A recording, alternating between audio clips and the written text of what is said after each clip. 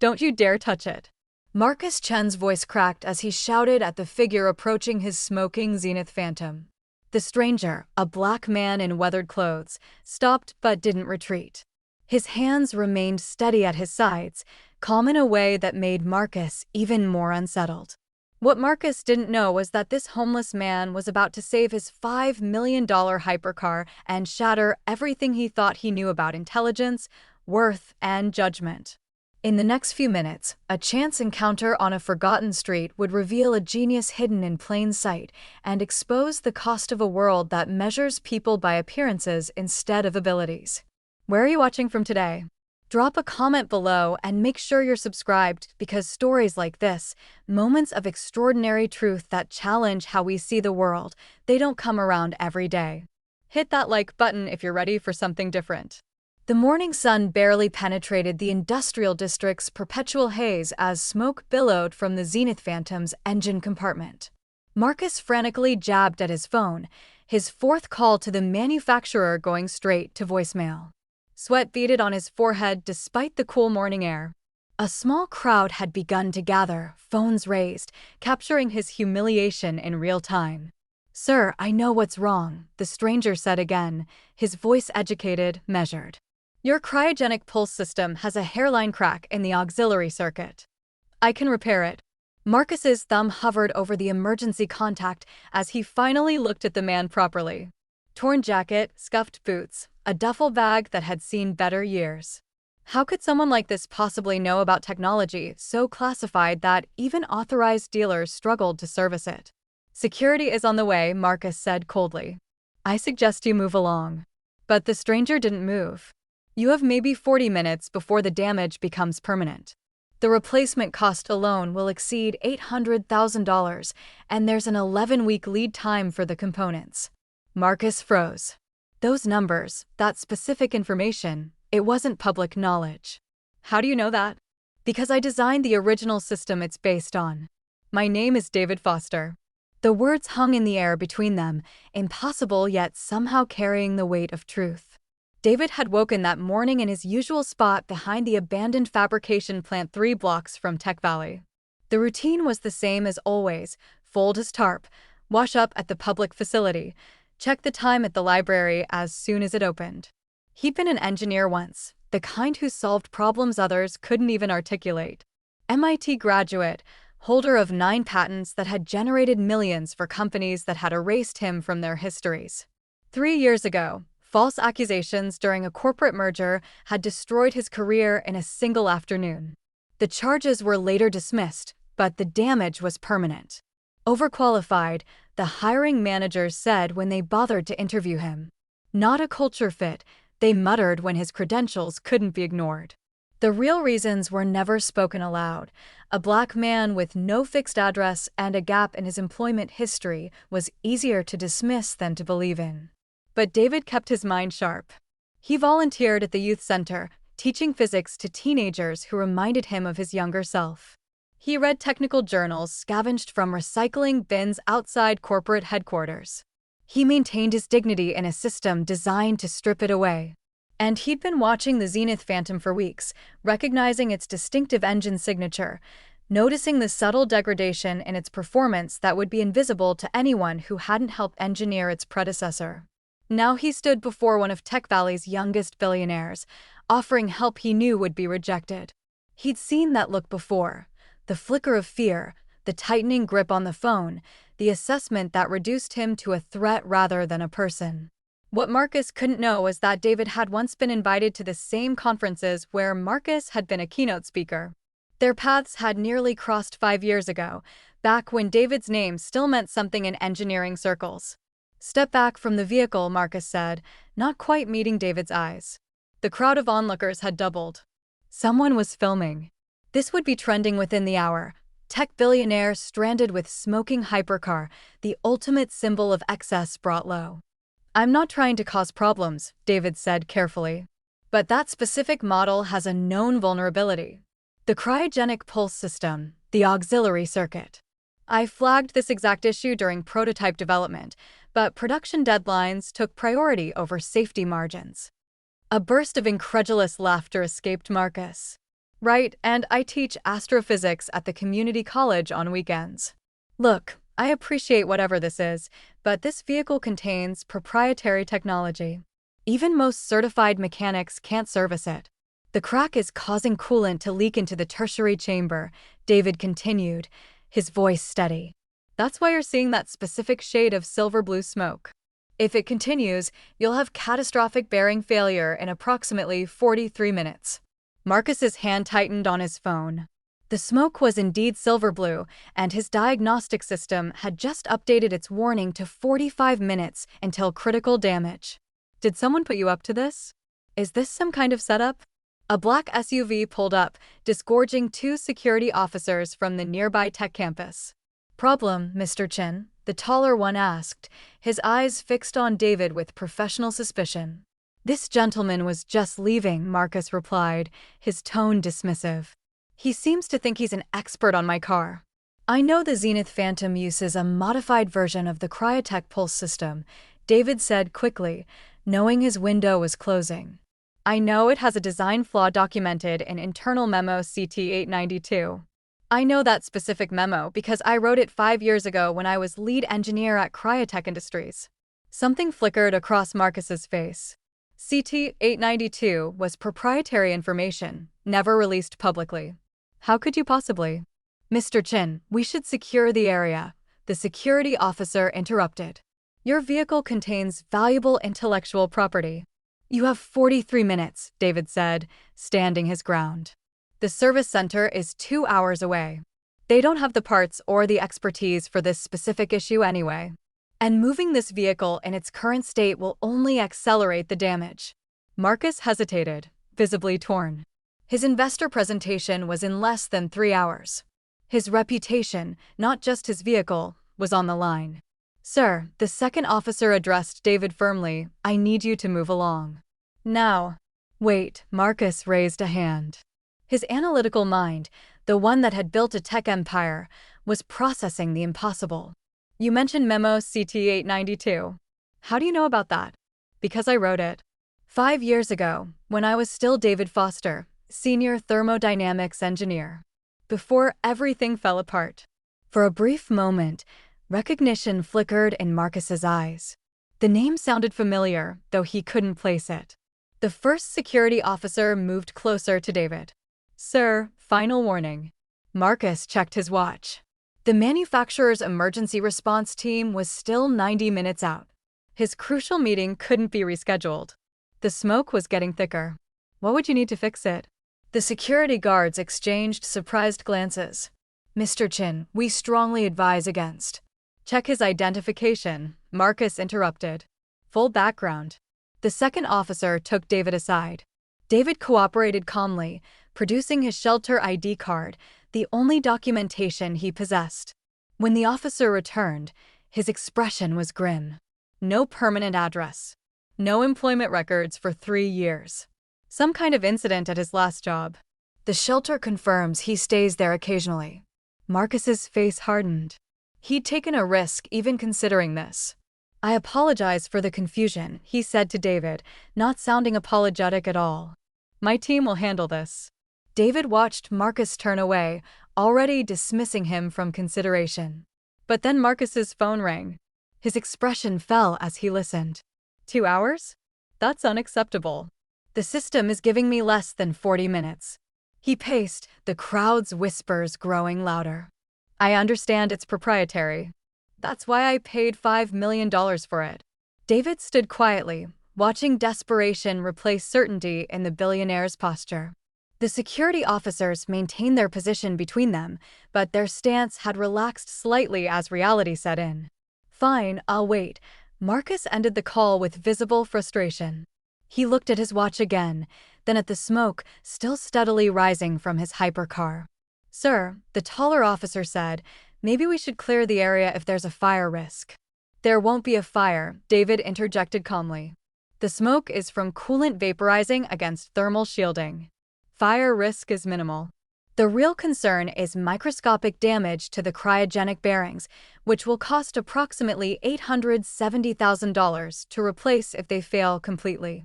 All 3 men turned to stare at him. How do you know the exact replacement cost? Marcus demanded. Because I helped calculate the original manufacturing specifications. The bearings use a proprietary titanium graphene alloy blend. Only 2 facilities worldwide can produce them. Lead time is 11 weeks, assuming priority scheduling. Marcus's skepticism warred visibly with his growing curiosity. That information isn't public. No, it isn't, David agreed simply. The taller security officer leaned toward Marcus. Sir, I think I recognize this man. He volunteers at the West Side Center, teaches engineering to kids there. My nephew takes his class. David nodded slightly in acknowledgement.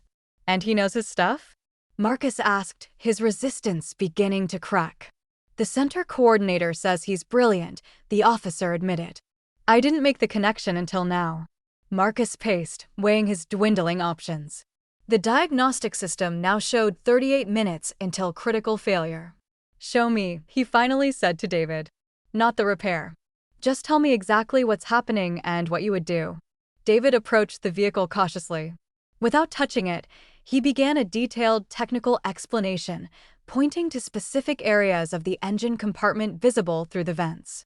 The cryogenic pulse system uses a 3-tier cooling approach: primary, secondary, and tertiary circuits, each with progressively higher thermal tolerance.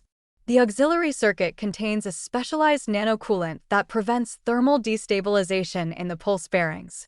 Marcus's expression shifted from skepticism to astonishment as David continued, describing exact components, their positions, specific metallurgical properties, details that only someone intimately familiar with the system would know. The hairline crack, likely located here, David pointed with precision, is allowing that coolant to leak into the tertiary chamber where it's vaporizing on contact with the thermal shielding. The factory repair protocol requires complete disassembly because they assume worst-case contamination scenarios. But with this particular leak pattern, we can isolate the affected section, apply a thermal bond compound to the crack, and restore functionality without full disassembly. Where would you even get thermal bond compound right now? Marcus asked, his tech expertise sufficient to recognize genuine mastery when he heard it. David smiled slightly for the first time. Your emergency kit should contain basic sealant. Combined with nanoparticle-infused graphite from a specific type of pencil lead available at that convenience store, he nodded toward the shop across the street. We can create a makeshift version that will hold until you can get a proper factory repair. Marcus stared at him. You're going to fix my $5 million hypercar with pencil lead? Graphite with specific density and particle distribution, yes. Combined with your emergency sealant and applied under precise thermal conditions. Engineering is about solving problems with available resources. The security officers were now looking at David with something approaching respect. The crowd had quieted, sensing the tension of the moment. Marcus checked his watch again. 34 minutes until critical failure. The manufacturer's team wouldn't arrive in time. This impossible solution was his only option. If you damage my car, Marcus began. It's already damaged, David replied calmly. And deteriorating by the minute. The question is whether you'll let me help before it's too late. Marcus took a deep breath, reached for the hood release, and the pneumatic hiss seemed to seal their unexpected partnership. Let's see what you can do. The hood revealed a labyrinth of advanced technology. David approached methodically, his movements precise and economical. I'll need your emergency kit. Marcus retrieved a sleek carbon fiber case from the trunk. David opened it quickly, assessing the contents with practiced efficiency. This will work. One of your officers needs to get those pencils I mentioned. Brand name Graphmaster, grade 9B specifically. The shorter officer looked to Marcus, who nodded. As the guard departed, David began organizing tools, his transformation from homeless man to expert engineer complete and undeniable. Marcus watched, fascinated and humbled in equal measure. The hairline crack should be visible once I remove this access panel, David explained, selecting a specialized tool. The coolant is clear, but under UV light from your phone's flashlight, it will fluoresce blue-green. That will show us the exact leak path. He worked with confidence born of deep knowledge, explaining each step as he went. Marcus found himself asking questions, genuinely curious now, his earlier dismissiveness evaporating. The crowd pressed closer, phones recording this unlikely scene. "You said false accusations," Marcus said quietly as David worked. "What happened?" David's hands never stopped moving. "Corporate merger. I was working on a revolutionary cooling system. Someone needed a scapegoat for patent disputes. I was convenient, visible, and ultimately disposable. The charges were dropped, but by then the damage was done. Nobody wants to hire an engineer with controversy in their background, no matter how talented." Marcus struggled for words. "That's insane." "That's reality for a lot of people," David said simply.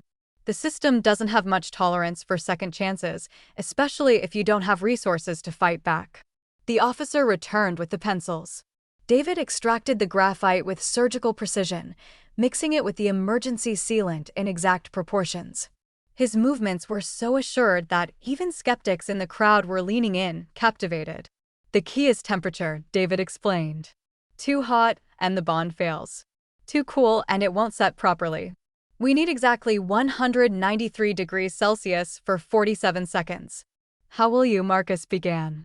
David pulled a small thermal probe from the emergency kit. "Your kit is better equipped than I expected. Someone knew what they were doing when they put this together." "That was me," Marcus admitted.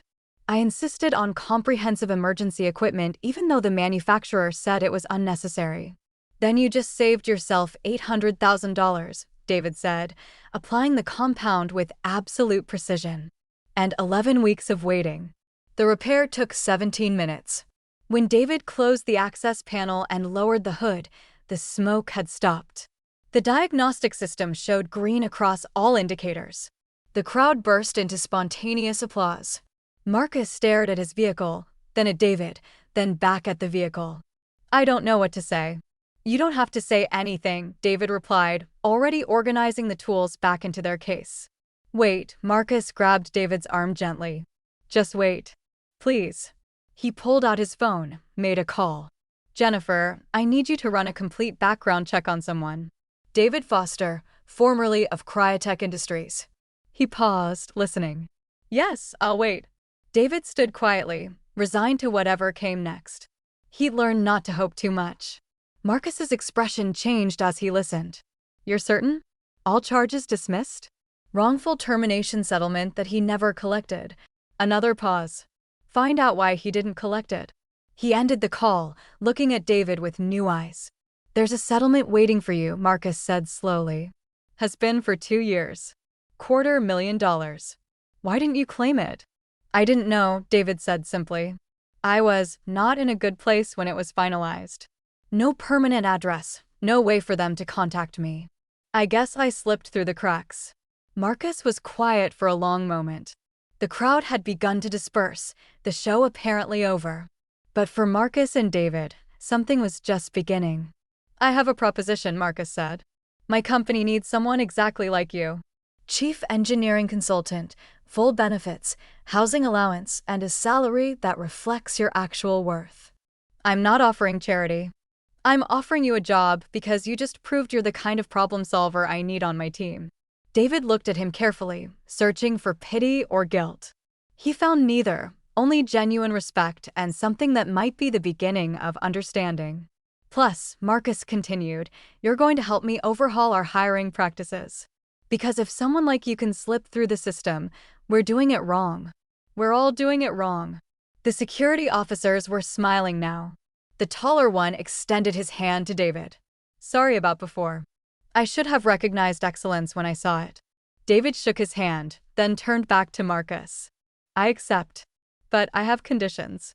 I want to establish a program at your company for second chance hiring. People with gaps in their employment, people who've been overlooked, people who don't fit the traditional mold. And I want it properly funded." Marcus didn't hesitate. "Done. Anything else?" "The kids at the West Side Center need better equipment for their science program. Your company could sponsor that. Consider it handled." Marcus smiled, genuine warmth replacing his earlier coldness. "You know, I almost made the worst mistake of my life today. I almost let my prejudices blind me to genius standing right in front of me. "You're not the first," David said quietly. "But maybe you can be part of changing that pattern."